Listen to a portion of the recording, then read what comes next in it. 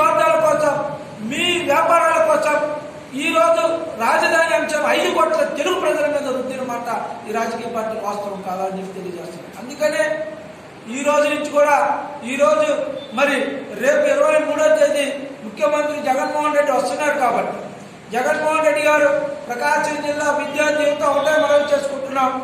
మీరు రాజధాని ఎప్పుడు ఏర్పాటు చేస్తారో తెలియదు, మళ్ళీ 5 ఏళ్లలో మీరు వస్తారో లేదో తెలియదు, మళ్ళీ మీరు వచ్చి డెవలప్ చేస్తారో లేదో తెలియదు. కానీ ప్రస్తుతానికి ఉన్న హైదరాబాద్ లో ఉన్న 1,00,000 కోట్ల రూపాయలు డబ్బు తెచ్చే బాధ్యత మీరు చూసుకునే వాళ్ళు ఎవరైనా ఉన్నారా అంటే ఎవరు లేరు.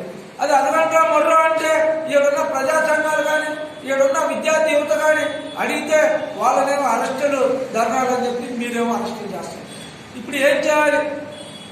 అడిగేవాళ్ళు లేకపోతే అసలు పట్టించుకునేవాళ్ళు ఎవరు ఉండరు. మొన్న ఈ మధ్య 10 ఏళ్ళు అవుతుంది కదా, మరి 10 ఏళ్ళ నుంచి మీరు ఏం చేశారంటే 25 మంది ఎంపీలను ఈ 151 మంది ఎమ్మెల్యేలను గెలిపించి పంపించాం, వీళ్ళు తీసుకొని వస్తారని వాళ్ళని అడగాలి ఏం చేశారు. మమ్మల్ని కాదు, మీరు తెస్తారని చెప్పి మళ్ళీ గెలిపించుకోవడం కూడా జరిగింది. కాబట్టి విద్యార్థి విజయం చేసే అధ్యయనం అన్ని యూనివర్సిటీలో తిరుగుతాం. నాగార్జున యూనివర్సిటీలో కూడా సమావేశం ఏర్పాటు చేస్తున్నాం. ఎందుకంటే ఈరోజు ఈ సమస్య దారుణమైన పరిస్థితి. ఎందుకంటే ఈరోజు హైదరాబాద్ మీద ఆధారపడి ఎంతో మంది సీమాంధ్ర ప్రాంతంలో ఉన్న విద్యార్థి యువత మొత్తం హైదరాబాద్ మీదే ఉన్నారు. దాదాపు ఐటీ కంపెనీల్లో 65% మనోళ్ళే ఉన్నారు. కాబట్టి వాళ్ళకి కాదు, ఎప్పుడైనా కూడా ఉమ్మడి రాజధాని హైదరాబాద్ మాకు శాశ్వతంగా అవసరం లేదు. మేము అడిగింది ఏంటి, మా రాజధాని అభివృద్ధి చేసేదాకా మా ప్రాంతంలో విద్యార్థులు ఈరోజు ఎంటెక్ బీటెక్ చేసిన విద్యార్థులందరూ కూడా ఆ ప్రాంతం మీదే ఉన్నారు. కాబట్టి ఒకవేళ ఉమ్మడి రాజధాని కోల్పోతే ఏంటంటే చాలా సమస్యలు వస్తాయి. ఉమ్మడి రాజధాని కోల్పోతే ట్యాక్సీలు పెరిగిపోతాయి. ఇప్పుడు తమిళనాడు ఆంధ్రప్రదేశ్ ఎట్లా ఉంది అట్లా అయ్యే పరిస్థితి ఉంటుంది. కాబట్టి సెల్ ఫోన్కు సంబంధించి కూడా పూర్తిగా రాష్ట్రాలు విడిపోయేటప్పుడు రోమింగ్ ఛార్జీలు కానీ ఇవన్నీ కూడా చాలా సమస్యలు ఉన్నాయి. కాబట్టి వీటన్నిటి మీద కూడా ఎవరు పెట్టాల.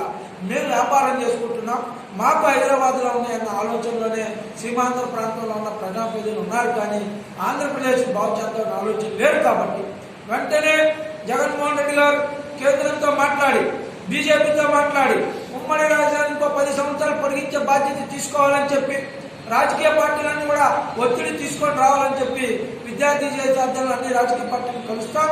ఖచ్చితంగా అయితే మేము ఒకటే చెప్పదలుచుకున్నాం. ఈరోజు ఆంధ్రప్రదేశ్ రాష్ట్రం అభివృద్ధి చేసేంత వరకు కూడా మేము విద్యార్థి యువత అనే ఎవరు కూడా మరి విశ్రమించకుండా కూడా పనిచేస్తాం.